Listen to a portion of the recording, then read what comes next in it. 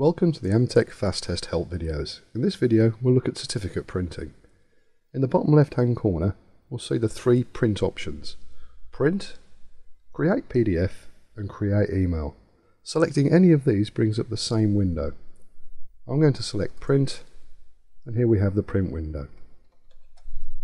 In the print window we can select to change our printer in the top section, printer details. Select the printer button on the right hand side and the correct printer you wish to use, and confirm this with OK. Below that we see certificate details. This explains what certificate we intend to print and its current status and its current validation status. We can decide whether to print certificate notes and whether to include electronic signatures.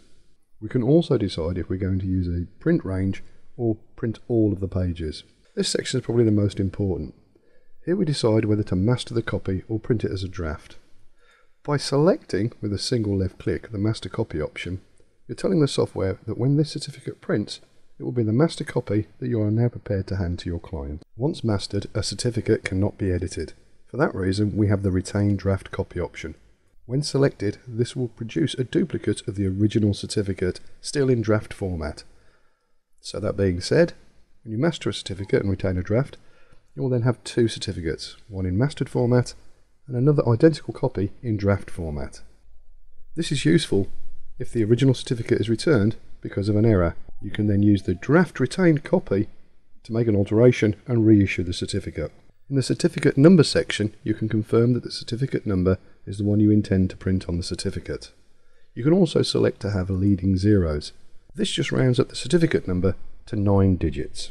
In the next tab, we can see more options for the printing. Firstly, the certificate colours. In here you'll see an example of certificate colour headers and text. This can be changed by selecting the Change Certificate Colours option, which will take you into the settings window where you can make those alterations. We also have print blank fields with an A. By default this is always enabled. This means that every field where you haven't entered data will automatically be populated with an NA. You can disable this field to allow you to send out partially completed draft certificates for engineers to complete on site. Below that we have the company logo. In here you can select a company logo from ones you may have entered earlier. If this certificate were a British standard, you could also enter a governing body logo. And finally we have the attachments tab. In here, if you've selected a printable attachment, you can select to include it during the print process. Now when we select OK, if we've entered digital signatures and asked for those to be printed, it will ask us to confirm that these are the correct signatures and dates that we require for that particular certificate. On confirmation, the certificate will then print itself. We can see here in the top section, the certificate now contains the certificate number and the fact that it's in a mastered state. Also the logos and any signatures that you've required. Once we've checked the certificate and we're happy with all the details, the software will ask you if the certificate printed successfully. By selecting yes, you are now committing this to the database as a mastered certificate. If we close this certificate, we can now see that we have two certificates that are identical. Here I'll highlight the mastered certificate with its certificate number, and below that is the draft certificate that was retained. If we reopen the mastered certificate, we can see that it now is locked down and no data entry is allowed. If we require to print this again, the status now will have changed to master.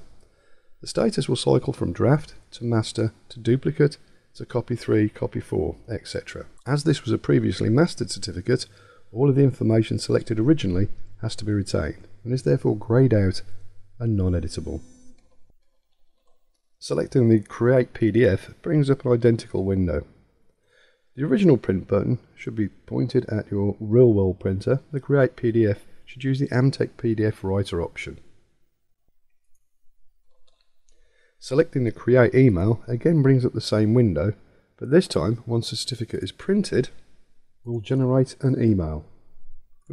In this email, you'll see the pre-attached certificate. All you then need to do is type in the recipient and hit send. Thank you for watching.